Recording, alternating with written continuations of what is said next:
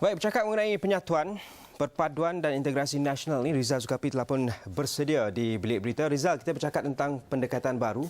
Mungkin melihat pendekatan yang lebih organik dalam peringkat masyarakat ini ke arah mengeratkan lagi hubungan sama masyarakat. Rizal, bagaimana? Okey, Arsyad, sebuah organisasi bukan kerajaan, Eat Shoots and Roots, melihat kelestarian bekalan makanan sebagai satu platform untuk menyatupadukan komuniti, dan mereka tidak melihat warna kulit dan juga latar belakang sebagai penghalang ataupun isu dalam aktiviti yang dijalankan.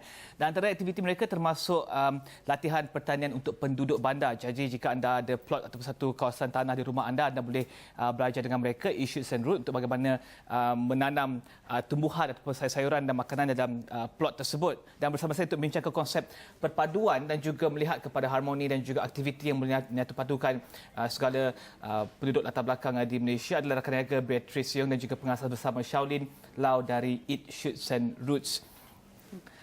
Melihat kepada apa yang dibuatkan oleh Eat Shoots and Roots, mungkin Beatrice dan juga Shaolin boleh lihat ataupun boleh terangkan apa yang dilakukan oleh Eat Shoots and Roots secara ringkasnya sebelum kita melihat kepada isu-isu contohnya perpaduan dan juga harmoni.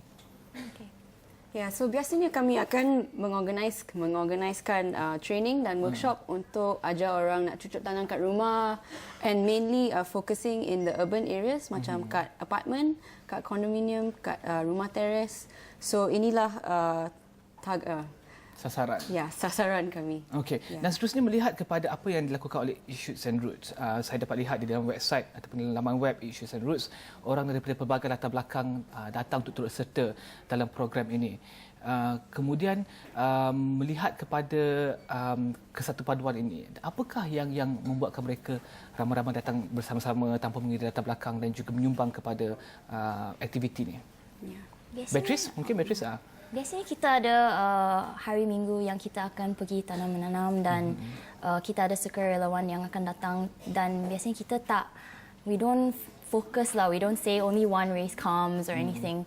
Biasanya like all ages, all races come, and they seem to be very interested dengan food, you know, and the environment and food security. So bila mereka datang, mereka suka, they like getting back into nature, and that's what's common amongst everyone that comes. So yeah. Dan sasaran dia adalah makanan. Cari satu benda yang sama yang semua orang suka sokong, dan pastikan mereka bersemangat untuk menyokong benda itu, tak kira latar belakang ataupun kaum ataupun agama. Yeah. Because we feel that makan merupakan sesuatu perkara yang semua orang akan meminati, semua orang akan ada passion or interest in it. They will feel very passionate about this subject because everyone has to makan, everyone has to cook their own food and all that. So that is something that across all borders people will be very interested in. And I guess it's not just food; it's also healthy food, and I think it gets people going lah. Okey. Dan seterusnya, mungkin jika pelbagai aktiviti dilakukan oleh pihak kerajaan, bukan kerajaan, untuk mewujudkan satu aktiviti yang untuk menyatupadukan rakyat, untuk mewujudkan keadaan harmoni, mungkin Beatrice dan juga Shaolin boleh berkongsi apakah yang formula yang terbaik untuk memastikan bahawa jika aktiviti dilakukan, ramai rakyat dari latar belakang yang berbeza, kaum berbeza ataupun agama yang berbeza datang untuk menyumbang idea dan juga menyertai apa yang dilakukan. Mungkin Shaolin? Yeah.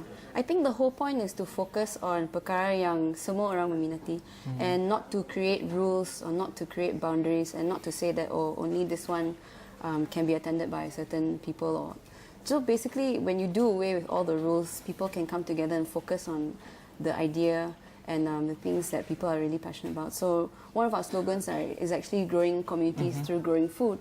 So I think kalau kerajaan fokus kepada perkara yang about food and all that, that is one area. Mungkin asas dan diminati oleh semua pihak dan semua barisan komuniti.